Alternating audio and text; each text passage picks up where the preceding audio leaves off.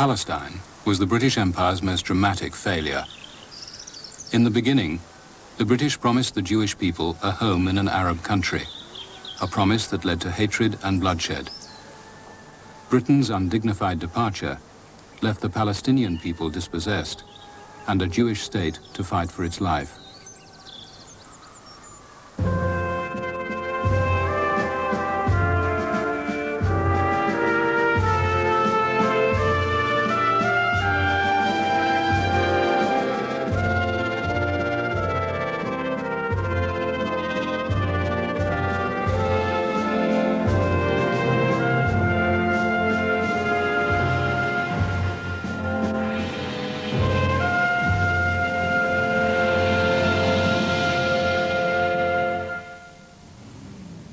Jerusalem, 1946. The King David Hotel, British government headquarters, dominates a country of 1 million Arabs and 500,000 Jews. The Jews are determined to kick the British out and achieve the Zionist goal, a state of their own.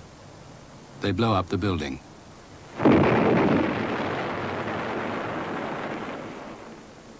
For 2,000 years, Jews worldwide have prayed, "Next year in Jerusalem, we shall return to Zion." Now Zionist shock troops of the Irgun Tzvai Leomi take matters into their own hands. 91 die, British, Arab and Jew. I don't accept there was any brutality in anything we did. We were fighting a war. And a war involves, of course, force, and it's not good, it's not nice. We should have preferred not to have it. But brutality as such, for the sake of brutality, I don't believe anybody can accuse us of that. We were hoping that Britain will help us save Palestine. Will help us save Palestine. All we wanted to Britain get out of Palestine and let us take it over and let democratic rule prevail there, which recognizes the rights of everybody living in Palestine. My feeling was that we had task to try to guide a country and its people towards a prosperous and happy future. And here were one side of the equation who were using what we regarded, or what I regarded anyhow, as pretty unscrupulous means to pressurize us through world opinion. Now, I mentioned that the Zionist cause in Palestine had a wider support in world opinion than any other colonial cause has ever had. Zionism was born in Europe in the late 19th century, a Jewish dream of freedom from persecution in the biblical land of milk and honey. But to settle in a country inhabited by Arabs, the Jews needed protection. The British were to provide it.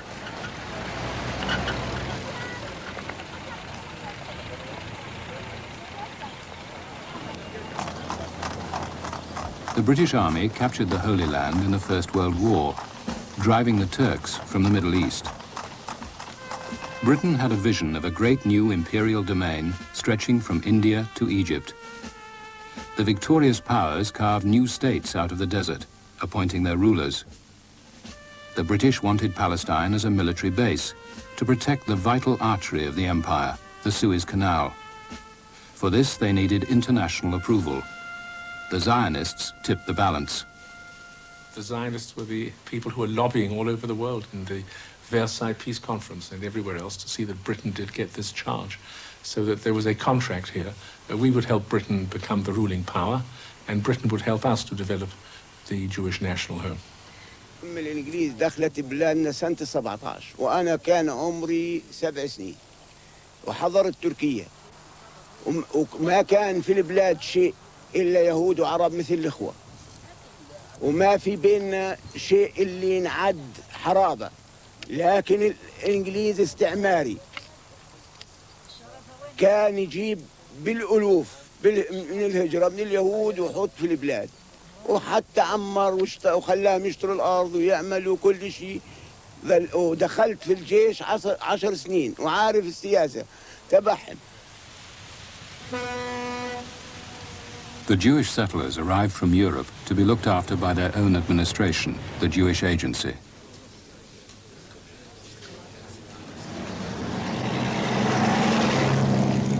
They brought with them Western ways and money to buy up land.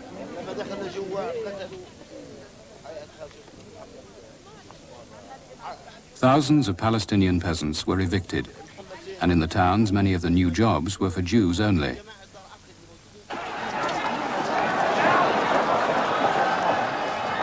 In the 1930s, Palestinians took up arms against a colonial government that they believed was robbing them of the prospect of independence in their own country.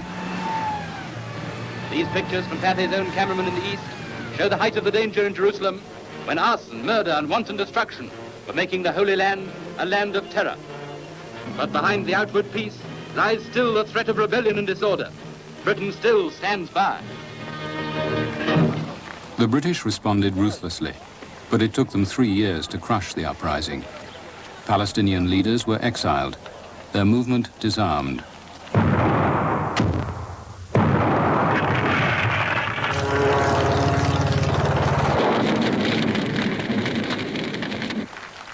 Hitler's defeat in the Second World War revealed the unbelievable. Auschwitz and the annihilation by the Nazis of some 25 million people. 6 million were Jews.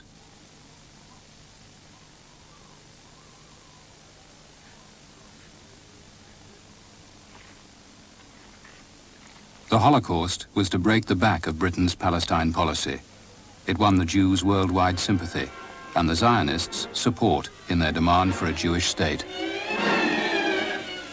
They can smile now, these people who a few short weeks ago thought they would never smile again.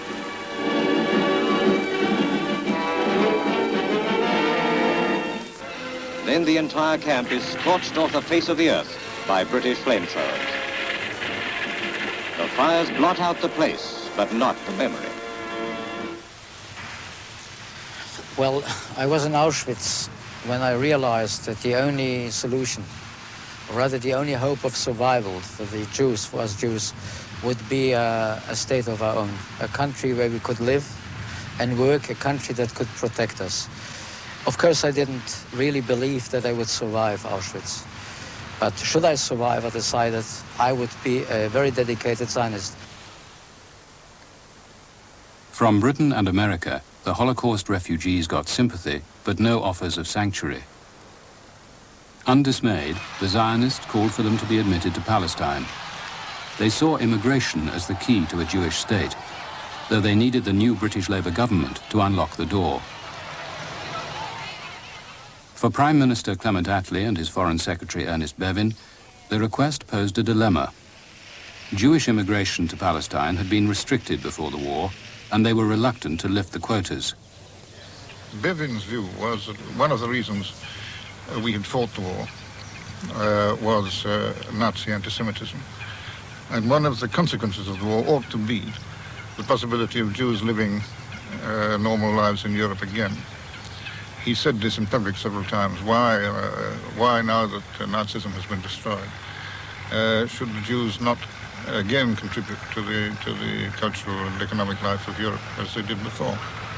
Bevin suggested after World War II that the Jews should not worry so much about Palestine. We should help to rebuild Europe on the smoking ruins of our families. That's what he suggested. That was the humanity which was shown to us by Mr. Bevin. Of course, Ernie Bevin saw very clearly that if you were to have Palestine flooded by Jews, whatever the humanitarian reasons, this was going to cause immense trouble, not only with the Arabs of Palestine, but also with the whole Islamic world and the Arab countries, with whom he also wanted to establish a new relationship which would not be the old relationship of protectorates and empire and all the rest of it. The Arab rulers of the Middle East were now seen as pillars of the empire. British oil supplies, strategic routes, bases like Palestine, and defense against communism all depended on good relations with the Arab states. But the Arab League were vocal opponents of Jewish immigration to Palestine. They feared the Zionists' intentions, as did the Palestinians. The problem is who have to suffer for the Jewish immigration. Why do they insist to come only to Palestine? Why? It's a political thing. It's far from humanitarian, to be humanitarian. They had Britain to go to, they had the United States, they had all European countries. Why should we be victimized by the victims of the Nazis? Why should they come to our country? Palestine was inhabited by Arabs, and we didn't want the Arabs to be displaced or deprived of their homeland or of their right to self-determination, like the people of Lebanon, of Jordan, of Iraq, of all the rest of the Arab world. Though Palestinians still outnumbered Jews by 2 to 1, they had no say in the government and had no influence on British public opinion.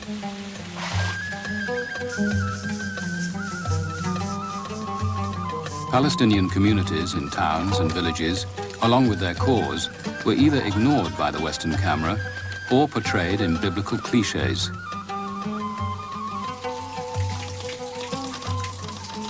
The traditional way of life of the Arabs was contrasted with an image of industrious and progressive Jews who'd concentrated their efforts in the fertile coastal areas. They built up a Western-style economy, drawing on powerful international support.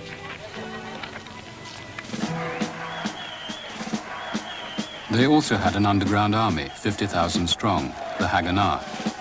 By 1946, the Zionists were using all these resources to defy Britain's immigration quotas. I joined the Bricha. Bricha means escape, which was a division of the Haganah, of the Jewish underground movement. And in fact, my job was to smuggle people from the German border into Belgium or into France directly, or from Belgium into France. Most of the DP, the displaced person camps, were in the British zone, and they wanted to stop the Jews from going to Palestine, and they realized that the Haganah was in fact taking them to Palestine.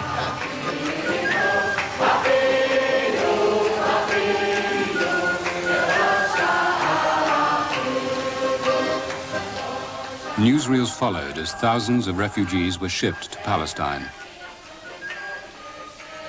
Most of the boats were arrested by the British Navy and escorted into Haifa. British soldiers sent the so-called illegals to detention camps. Britain was charged with inhumanity. A great many were persuaded that they should go to Palestine, and I think they're probably conned into it. In many ways, because the Zionists wished to use them as instruments in securing their objectives. We felt that if we had simply, out of a great surge of humanitarianism, said, oh, you poor people, you better come in, it was going to fracture our entire policy, and we had to, well, harden our hearts a bit and turn them back, a lot of them to Cyprus.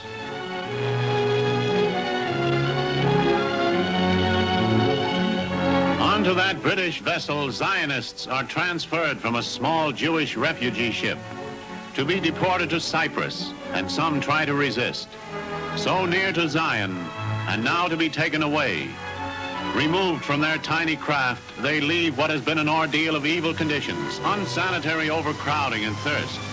But to them, internment on Cyprus is just another exile, and they have to be forced. Bevin wanted no more refugees in Palestine than the Arabs would agree to. But the Zionists demanded entry for 100,000 and had won the backing of the American president, Harry Truman. He controlled the aid that war-scarred Britain desperately needed. I remember in Bevin's absence once, I had to receive the American ambassador. And he said he had a message from the president for the Secretary of State. The president wished to repeat his urgent and earnest request to admit immediately 100,000 Jewish refugees into Palestine. And I said that, according to my brief, I said that the Secretary of State's view was that this was simply a recipe for war.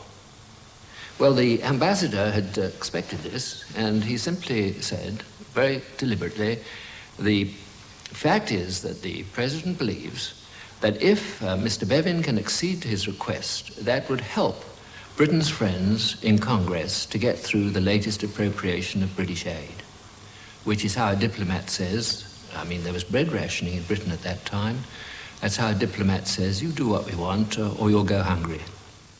And back here in Washington, domestic reflections of Palestine's days of crisis. President Truman meets with members of the Jewish war veterans, here to press demands for immediate admission of 100,000 refugees. America had the largest Jewish community in the world, For Truman, their votes were vital. Influential Zionists had regular access to the White House, and some contributed generously to Truman's campaign funds. President Truman's attitude toward Palestine was made up of mixed motives. He had been deeply horrified by the full scope of the Holocaust when we got into Eastern Europe and found out what that meant. He, of course, was heavily involved with Jewish people in the United States who were in support of Palestine from a political point of view.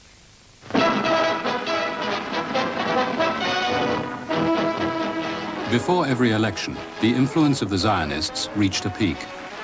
In the summer of 1946, they urged Truman to call for partition, to create an independent Jewish state in a divided Palestine. White House aides persuaded Truman to support the Zionists' new demand. As time went on, he concluded that the British were not going to solve the problem. He felt that there was substantial vacillation on the part of the British, and he came to the conclusion that if there was ever to be a Jewish homeland, which he desired greatly, it would have to be accomplished through partition. Attlee and Bevin believed they were winning American support for a policy acceptable to the Arabs. The telegram from Truman telling them the opposite reached Attlee in Paris. The telegram was brought to us, I think, in the middle of the night or early in the morning, anyhow, before breakfast. We read it, and I took it to Attlee, who was having breakfast in bed. And he read the telegram through and said, handed it back to me. He said, "I'll send him a stinker. Go and draft it." It made no difference to President Truman, though, whether they were upset or whether they weren't upset. He had a goal, and he was determined to achieve it.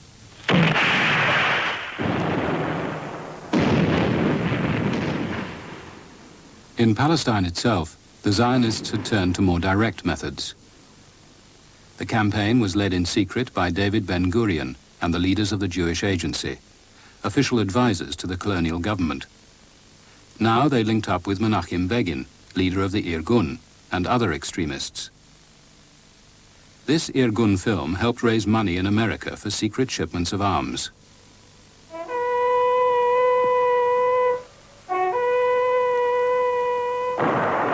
We are no longer content with words alone. Only thus shall we win our freedom. We have heard the speeches and tried every means. Now we fight. I and my fellow fighters in the Hebrew resistance are answering British guns with Hebrew guns.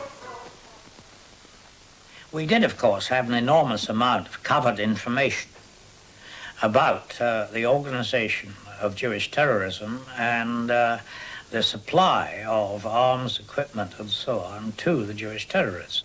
The Jewish Agency always denied that they were the policy makers in regard to acts of terrorism, but we knew a bit better than that. The British wanted to prove the Jewish Agency's complicity in terrorism. In June 1946, troops arrested its leaders, rounded up some 3,000 people, and raided the kibbutzim, the suspected arsenals of the underground army, the Haganah. Our infrastructure were the kibbutzim. The kibbutzim, like the kibbutz that we are just now, the kibbutzim was a place where we could pass for just civilians. We were working there for 15 days every month in order to make our living, and 15 days we were trained. And in every kibbutz, we have a store, underground store for arms. One of the unit, in fact, who were searching an outhouse and toilet, he had occasion, in fact, to use the toilet, and was quite surprised that once having pulled the chain and levered the seat in a particular direction, he started, in fact, to rise on his seat. And this revealed a tunnel beneath, which led to an arms cache which contained something in excess of 500 rifles and about 3,000 grenades. And he was a very surprised man. Arms caches revealed an extensive network of military preparations. Ironically, it was the British who had first armed and trained Jewish settlers. Now, the guns were turned on their instructors, but the British were determined to keep their Palestine base.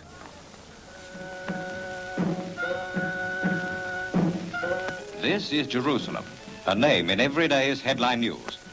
Pathé takes you into this city to show you where and how the British soldier is carrying out the dirtiest, most dangerous and most thankless job in the world today. For him, Jerusalem has no glamour, no mystery and no rewards. Only hard work and constant nerve-breaking suspense. Barbed wire, a people sullen and hostile. While Arab and Jew have a cause to battle for, the British soldier is there only because it is his job to keep the peace. That is the British Tommy's life in Palestine today. We salute him. Our armed forces were very strong in the Middle East. There was the base in Egypt and also a lot of troops in Palestine, mainly used, of course, in dealing with Jewish and Arab malcontents, but still also a military base. And so there was no question of our just disappearing, as it were, rapidly. He was thinking in terms of a settlement, I think, which would have been acceptable to both Jews and Arabs, and which would have given us certain rights. Meanwhile, the Zionists pressed ahead, building new kibbutzim in strategic areas, the military foundation of a Jewish state. Their partition scheme would give them less land than they wanted, but still a stronghold in which Jews could settle freely.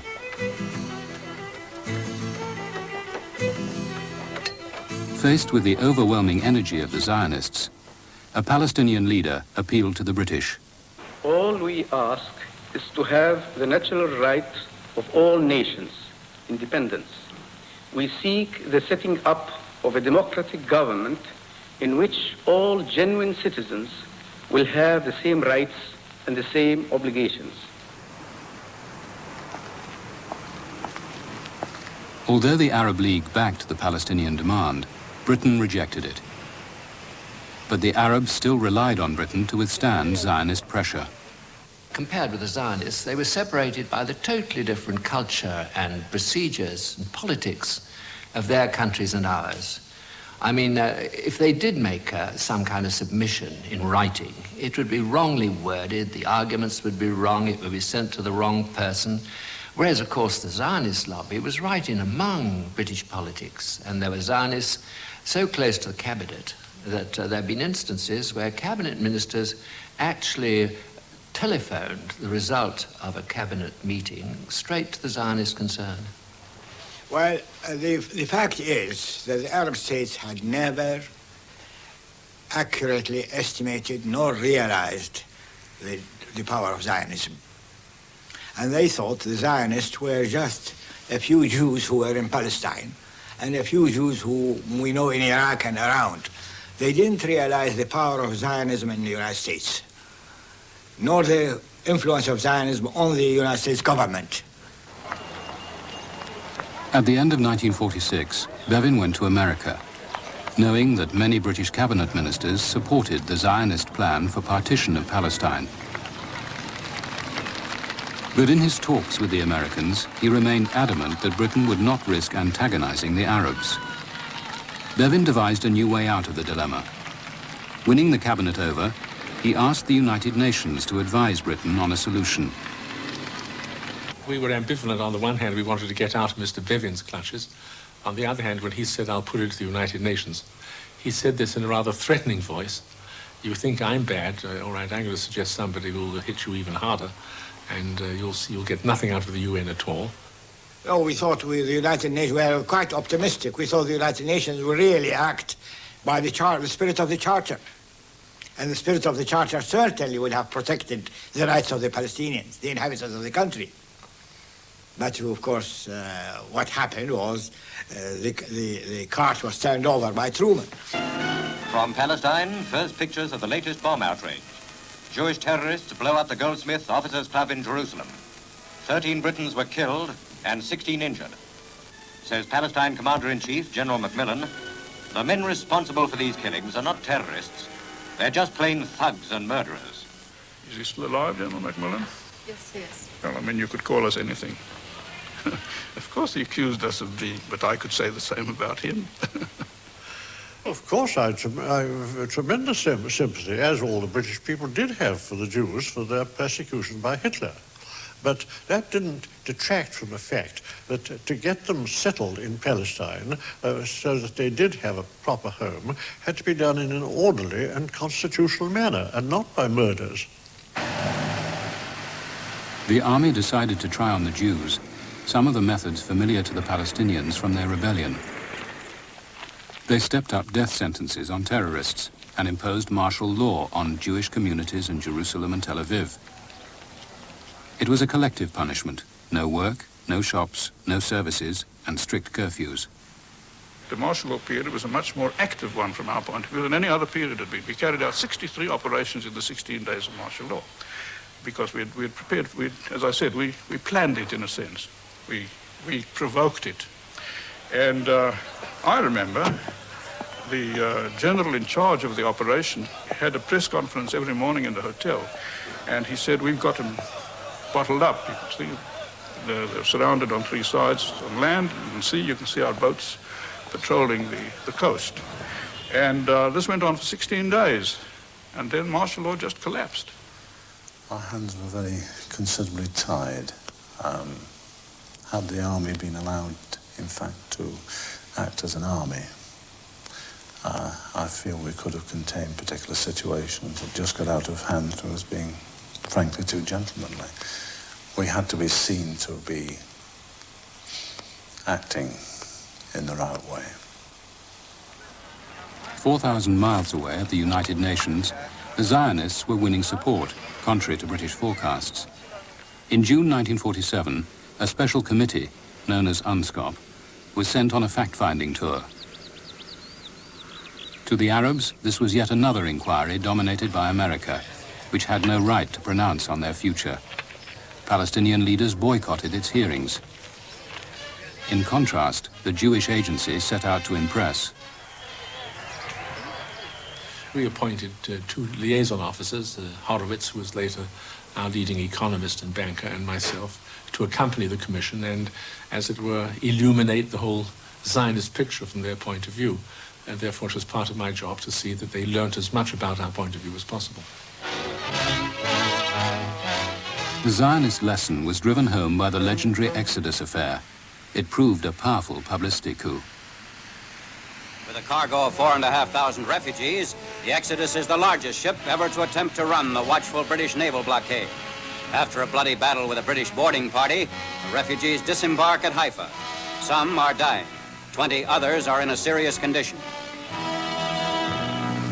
And as the tired and weary refugees are transferred to British prison ships, two members of the United Nations Committee on Palestine silently look on. They actually went on board, some members of the UN Commission, and they saw the hose pipes and the tear gas being turned on these very wretched-looking people who had escaped from concentration camps in Germany. It was apparently such a squalid spectacle that the first thing that the UNSCOP decided was not partition or against partition, but the mandate has to end. With the tide running against him, Bevin decided to make an example of the Exodus refugees. He sent them back where they had come from, to Germany and the refugee camps.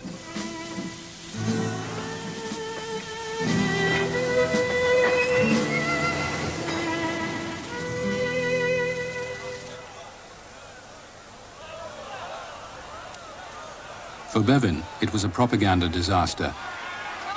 But Britain was in a tough mood. In Palestine, they hanged 3 more Irgun terrorists. Menachem Begin hit back. The Irgun kidnapped and hanged 2 British sergeants. They left their bodies booby-trapped for when the British found them.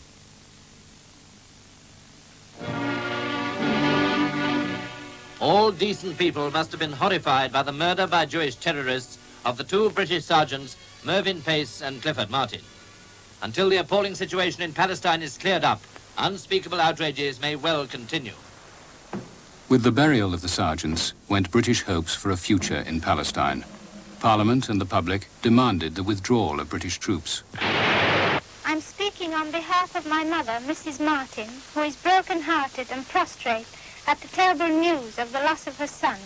And let us hope that we can find a solution to this terrible problem in Palestine and bring an end to all this unnecessary murdering of young British innocent servicemen.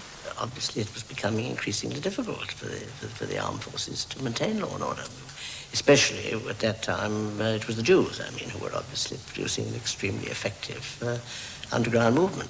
And Bevin would have liked to deal with it, but it wasn't possible. We were under very strong political pressure from the Foreign Office because they were looking at the wider national relations, for example, with the United States and also with the Arab world, and they were doing a careful balancing act, which often amounts to, well, anything you do will be difficult and dangerous, so let's do very little. By the autumn of 1947, the cabinet had to make a decision. Economic crisis had forced Attlee once again to go cap in hand to America. The UN Special Committee had recommended that the British should go, leaving Palestine partitioned into a Jewish and an Arab state. Bevin said partition would mean war, and warned the UN that Britain would have no part in it. But at the General Assembly in November, the Zionists and the Americans used strong-arm tactics to win votes. We were working very hard under the direct personal instruction of President Truman to get a successful vote on that.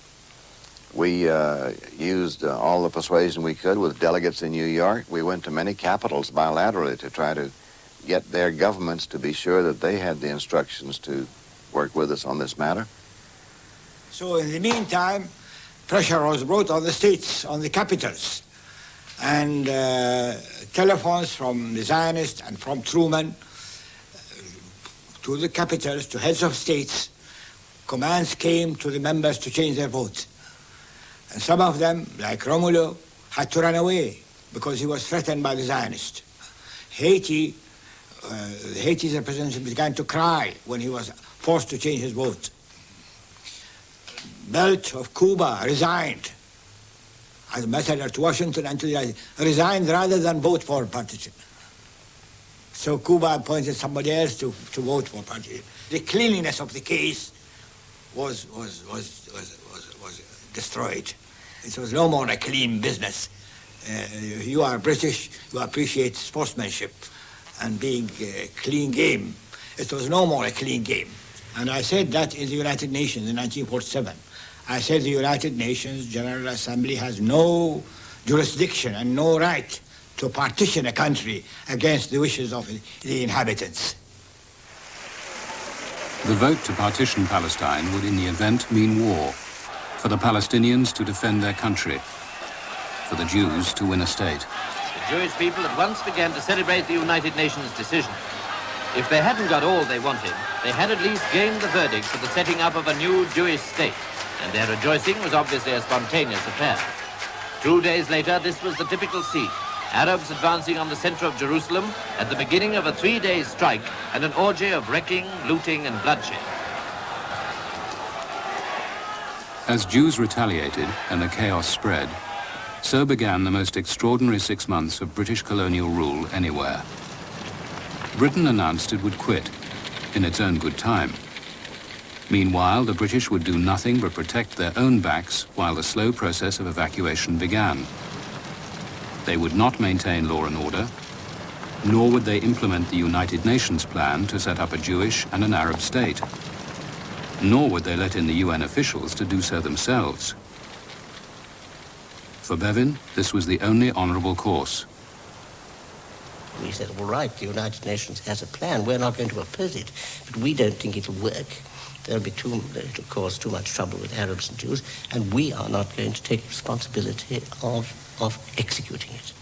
If we tried to impose partition, we would at once alienate the Arabs and probably start a war with them. The Arabs would then possibly gravitate to be friends with the Russians, and we would be involved in a futile war fighting Arabs who are our friends on behalf of Jews who you could hardly say were our friends at the time.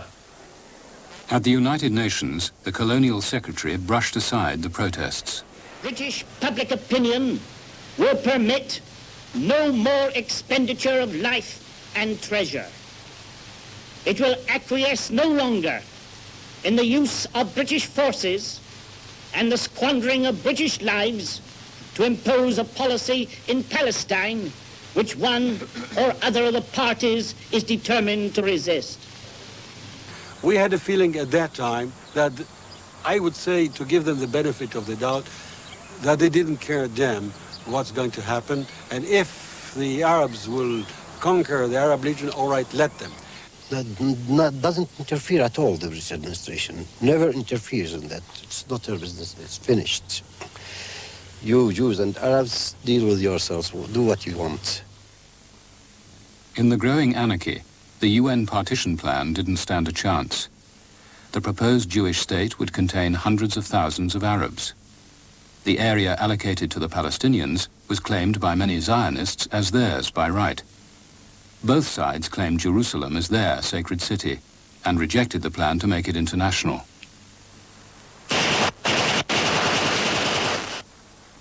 In the vacuum created by the British, the issue was to be settled by the gun. Jewish forces were well prepared. They now trained openly for war. They'd set up a government for Jewish areas. The commanders saw no reason to keep within the UN boundaries. The Arabs, after all, had rejected them first.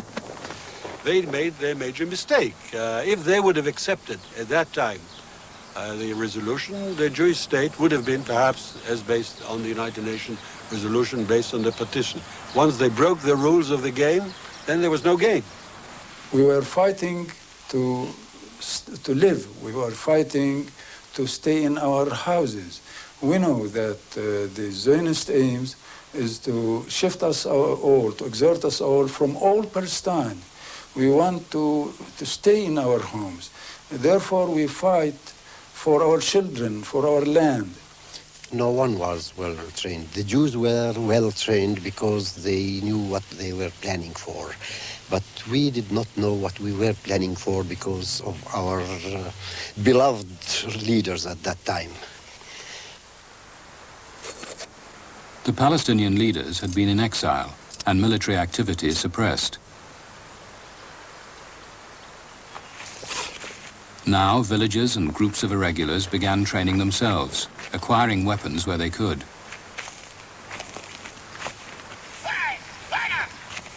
The best way to prevent the Zionists from attacking our villages is to try to cut their communications.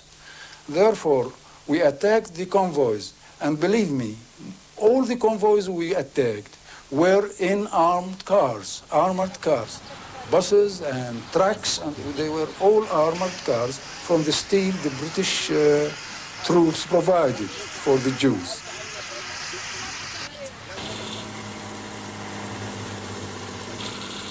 It was the convoys supplying the Jews in Jerusalem that the Palestinians hit the hardest. There were many casualties.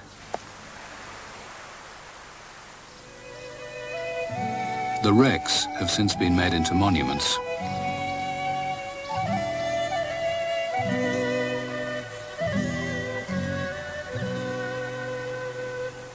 We blame the British for not keeping law and order. That was their role until the final evacuation of Palestine, and especially keeping alive the road to Jerusalem, keeping free the road to Jerusalem.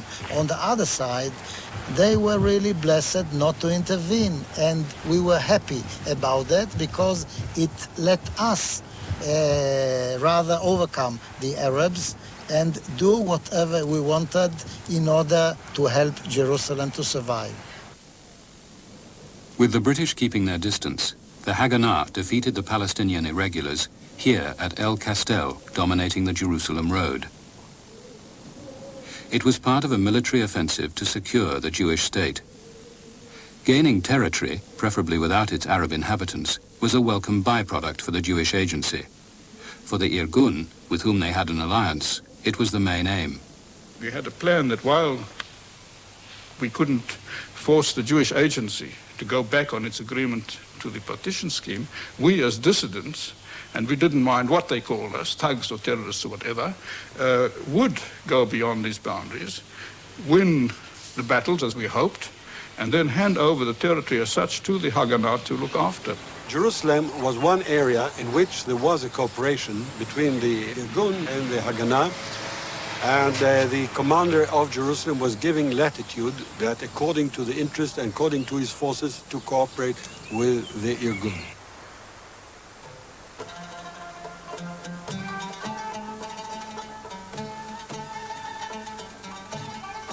On the night of April the 10th, 1948, Irgun soldiers surrounded the sleeping village of Deir Yassin near Jerusalem. What happened that night still fills Arabs with horror and a growing number of Jews with shame. Taken back to the scene after 35 years, the villagers remember. اللي كانوا في سن ال20 وال25 وهذا شو كانوا يعملوا؟ كانوا يبقروا بطونهم الفران وابنه انحرقوا في الفرن داخل الفرن في باب دار عامله الخبز عامله ابنها قتلوا عمتي وقتلوا عم الحاج وقتلوا ابنها محمد. اجى اليهودي مسك شد والله في اوريك كيف هذا شد اليهودي صار يشد في الهادي يسحب في الهذا لما ما سحبش مسك الهادي وذبح فؤاد ذبحوا على بطن على صدر امه. يعني النكيز لو منعوا اليهود ما صارش في بلدنا هيك كان ما طخونا ولو حكيت بعدين ربونا مثل اليتامى. مين المسؤول عن بربي ولد؟ لما انت بتربي ولد وبيجي واحد بكتله انه المسؤول عنه. The Haganah admitted that some 250 people had been massacred at Deir Yassin. The British did not intervene. As far as I'm concerned, it did not come within the province of any of the conditions of which I laid down. But it was such a horrific thing that we felt that something ought to be done. In the event, the British did nothing. The Haganah told Macmillan they were in charge of the village. For him, that was good enough. So the priority then was to save British lives, but not Arab lives. That's right. That's right. As news of the massacre at Deir Yassin spread, the Palestinians began to flee in panic, some at gunpoint.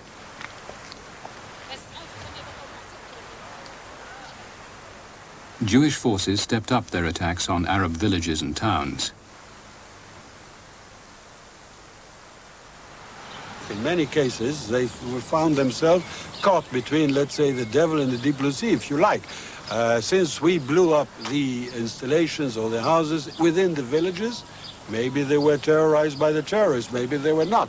I don't know. Then if they were afraid, and in some cases, and quite a number of them, they left the villages.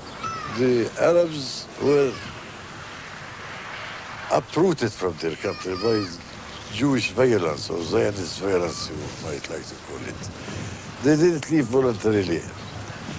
And if they had left voluntarily, they should have permitted them to go back. It was a plan to panic the Arabs and force them to leave the country. That's how they left. In the end, more than 750,000 Palestinians were dispossessed, driven from their homes by force or fear. Most found shelter in makeshift camps, which later became their permanent homes.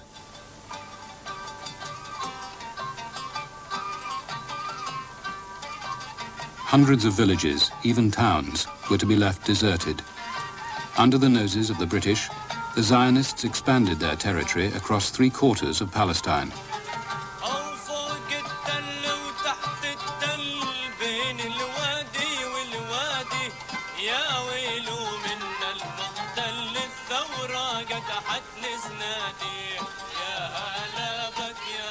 In desperation, the Palestinians looked to their neighbors. The Arab states had promised to defend Palestine. But whether for the Palestinians or for themselves had never been clear. We decided to set up a shadow government for the whole of Palestine. So when the British withdraw, it will take over the country. We couldn't do it by ourselves. We had to obtain Arab support. The Arab states did not see our point of view due to American and British influence. The Arab armies were equipped by Britain. In an attempt to avert war, Bevin set up a deal with Abdullah, King of Jordan. When the British left Palestine, Abdullah's Arab Legion, under its British officers, could annex the Arab part, provided the Arab armies kept out of the Jewish part. The Zionist leaders were tipped off. On one occasion, I was in the Delegates' Lounge of the United Nations, talking with Colonial Minister Creech Jones and Mr. Charette of the Zionist group. Just the three of us, and at one point, Mr. Creech Jones turned to Charette and said, "We know you're going to have your Arab state in Palestine, your Jewish state in Palestine. Of course, the Arab Legion would move, but it will move only into those areas assigned to the Arabs under the partition arrangement." Well, Charette, of course, took that as a statement of the greatest possible importance because the Arab Legion was the only effectively organized force in the Arab world, and it was under British command. Despite the secret maneuvers of the British, their imminent departure now threatened to unleash war. Volunteers flocked to join the Arab armies as they gathered on the borders of Palestine. But their vast numbers gave a false impression. We never had an army to fight with. Why did we get in with this war? We had simply, the British didn't let us have an army. They let us have a few soldiers for receptions and for protocol and for drums and music, not for guns. So Britain is responsible for the weakness of the Arabs, but the Arabs themselves are to be blamed for lack of knowledge, lack of preparation, lack of unity. That's my view. We were not going to help either side. I mean, we were, I think there became perhaps a bit later this agreement with the Americans that they would not arm the new state of Israel, in return for which we would stop our sending of arms to Arab countries. On the 12th of May, 48, and I was still much younger than I am now, I was the head of the operations, I was summoned suddenly by Ben Gurion to an emergency meeting of the temporary government of Israel. It was on a Wednesday, and about 10 of the 13 members were sitting there, and Ben Gurion said to me, "We are about to decide to declare the state of Israel the moment the British will quit on the 15th. But members here would like to know from you, objectively as you can, without any expressing your own feelings whether a state should be declared or not, what are the chances of us defending this future state if the British will leave and the Arabs will invade the country?"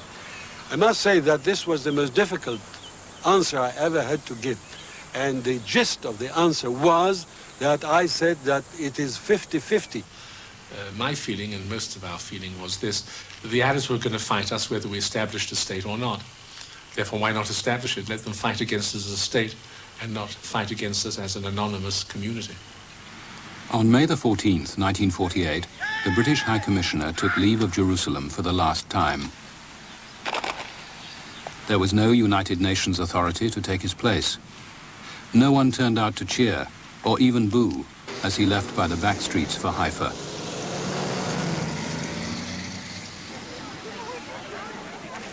The next day, David Ben-Gurion proclaimed the State of Israel.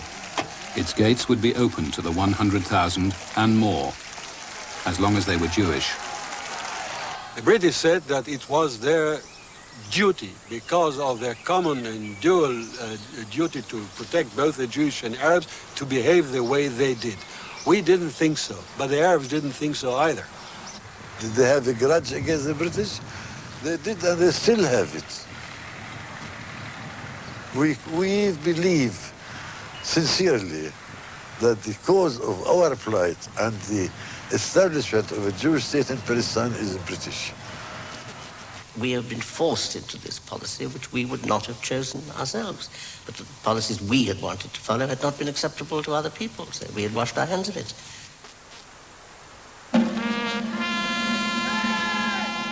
Palestine, the peaceful land the British took over, they turned into a battlefield. Their departure evoked worldwide contempt.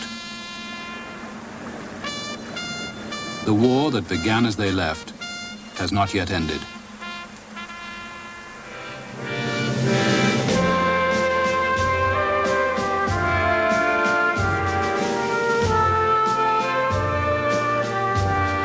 The hardback book End of Empire is available at all bookstores, including the ABC shop in your capital city.